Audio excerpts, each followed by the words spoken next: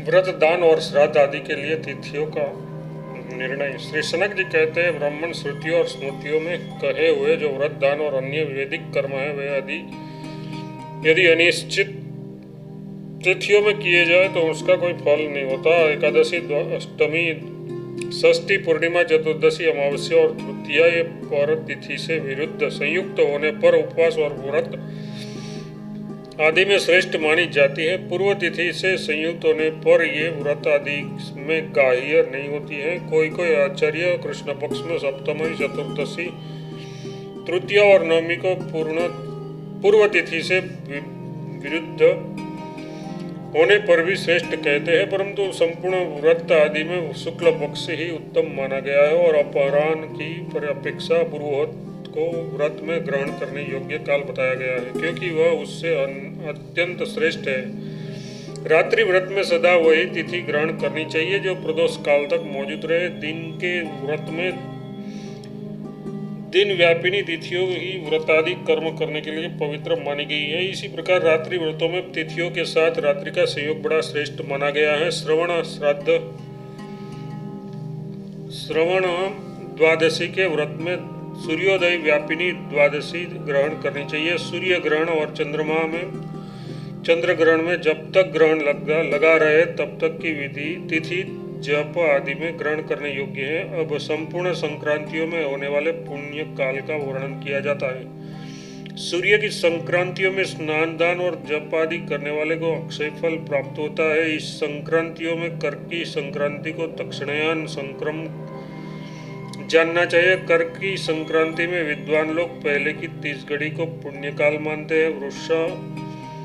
वृश्चिक, सिंह और कुंभ राशि की संक्रांतियों में पहले के 8 मुहूर्त, 16 घड़ी स्नान और जप आदि में ग्राह्य है और तुला तथा मेष की संक्रांतियों में पूर्व और पर की 10-10 घड़ियां स्नान आदि के लिए श्रेष्ठ मानी गई है। इसमें दिया हुआ दान अक्षय होता है। ब्राह्मण, कन्या, मिथुन, मीन और धन की संक्रांतियों में बाद ही 16 घटिकाएं पुण्यदायक जाननी चाहिए। मकर संक्रांतियों को उत्तरायण संक्रमण कहा गया है। उसके पूर्व की 40 और बाद की 30 घड़ियां स्नान, दान आदि के लिए पवित्र मानी गई है। विप्रवर, यदि सूर्य और चंद्रमा ग्रहण लगे हुए ही अस्त हो जाए तो दूसरे दिन उसका शुद्ध मंडल देखकर ही भोजन करना चाहिए। धर्म की इच्छा रखने वाले विद्वानों ने अमावस्या को 2 प्रकार की बताई है, शनि वाली और कुहू।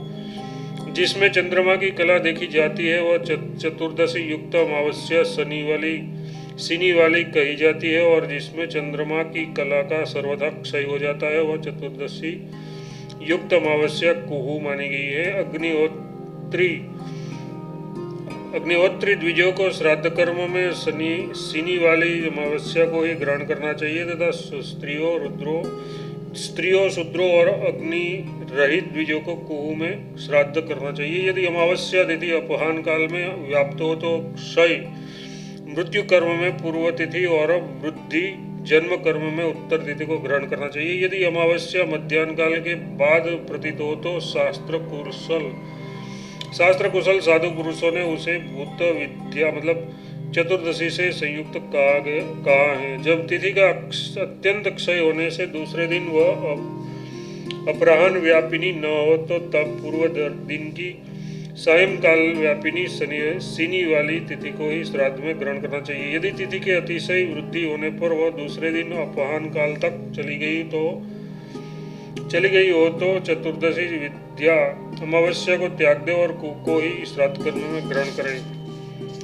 यदि अमावस्या तिथि एक मध्याह्न से लेकर दूसरे मध्याह्न तक व्याप्त हो तो इच्छानुसार पूर्व या पर दिन की तिथि को ग्रहण करें। मुनिश्रेष्ठ अब मैं संपूर्ण पर्वों पर होने वाले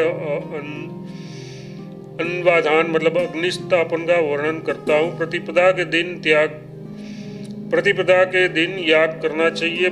पर्व के अंतिम चतुर्थांश और प्रतिपाद के प्रथम 3 अंश को मनीषी पुरुषों ने याग का समय बताया है। याग का आरंभ प्रातःकाल करना चाहिए। विप्रवर, यदि अमावस्या और पूर्णिमा दोनों मध्याह्न काल में व्याप्त हो तो दूसरे ही दिन याग का मुख्य काल नियत किया जाता है। यदि अमावस्या और पूर्णिमा दूसरे दिन संगम काल मतलब प्रातः काल से 6 घड़ी के बाद हो तो दूसरे ही दिन पुण्य काल होता है। तिथि क्षय में भी ऐसी व्यवस्था जाननी चाहिए। सभी लोगों को दशमी रहित एकादशी तिथि व्रत में ग्रहण करनी चाहिए। दशमी युक्त एकादशी तिथि एकादशी 3 जन्मों के कमाए हुए पुण्य का नाश कर देती है। यदि एकादशी द्वादशी में एक कला भी प्रतीत हो तो संपूर्ण दिन द्वादशी हो और द्वादशी भी त्रयोदशी में मिली हुई हो तो दूसरे दिन की तिथि द्वादशी ही उत्तम मानी गई है। यदि संपूर्ण दिन शुद्ध एकादशी हो तो द्वादशी में भी उसका संयोग प्राप्त होता हो तथा रात्रि के अंत में त्रयोदशी आ जाए तो उस विषय में निर्णय बतलाता हूँ। पहले दिन की एकादशी गृहस्थियों को करने चाहिए और दूसरे दिन की विरक्तों को।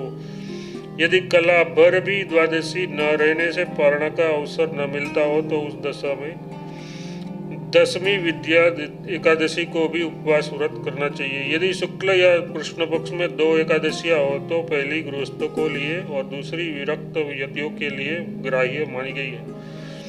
यदि दिन भर दशमी युक्त एकादशी हो और दिन की समाप्ति के समय यदि द्वादशी में भी कुछ एकादशी हो तो सबके लिए दूसरे ही दिन द्वादशी व्रत बताया गया है। यदि दूसरे दिन द्वादशी न हो तो पहले दिन की दशमी विद्या एकादशी भी व्रत में ग्राह्य है और यदि दूसरे दिन द्वादशी है तो पहले दिन की दशमी विद्या एकादशी भी निषिद्ध ही है।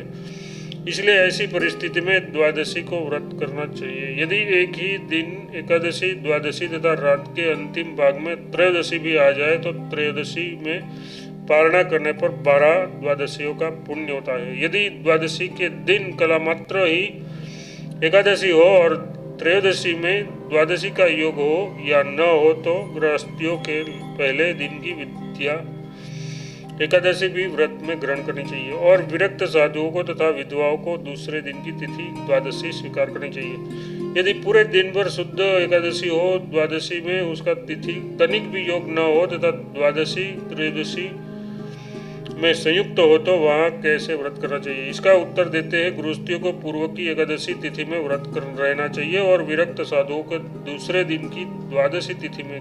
कोई विद्वान ऐसा कहते हैं कि सब लोगों को दूसरे दिन की तिथि में ही भक्तिपूर्वक उपवास करना चाहिए। जब एकादशी दशमी से विरुद्ध हो द्वादशी में उसकी प्रतीत न हो और द्वादशी त्रयोदशी से संयुक्त हो तो उस दशा में सबको शुद्ध द्वादशी तिथि में उपवास करना चाहिए। इसमें संशय नहीं है। कुछ लोग पूर्व तिथि में व्रत कहते हैं किंतु उसका मत ठीक नहीं है।